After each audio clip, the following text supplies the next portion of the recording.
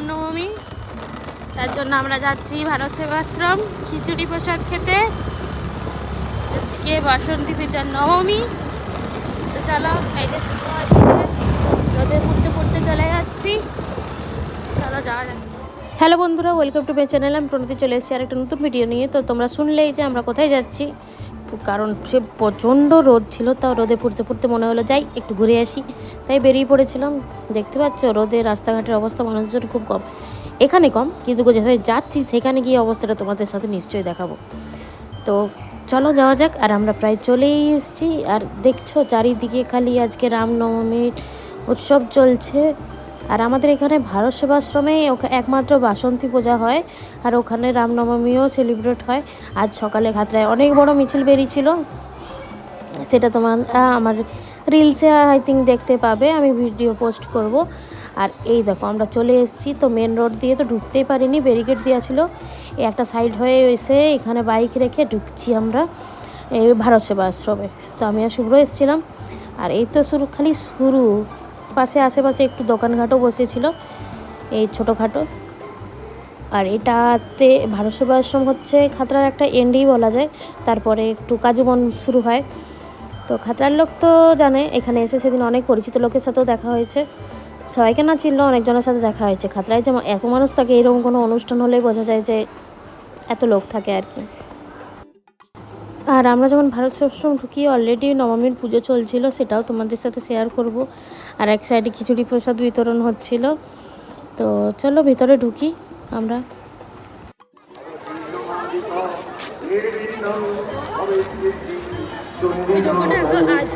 আজকে সেই পুরো দুতলা উপরে উঠে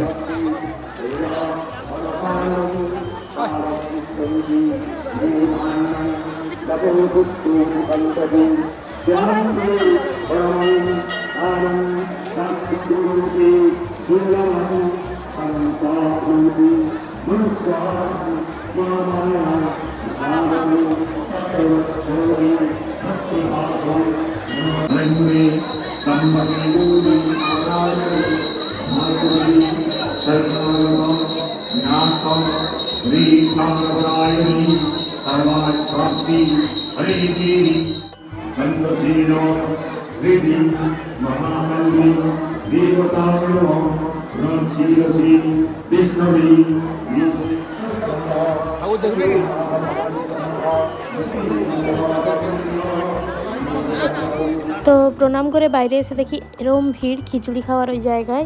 এটা তো বাদ দাও, ভিতরে প্রথমে খিচুড়ি খাওয়ার জন্য বসানো হয়েছিল, সেই জায়গাটা ফুল, তারপর এখানে বসানো হয়েছে।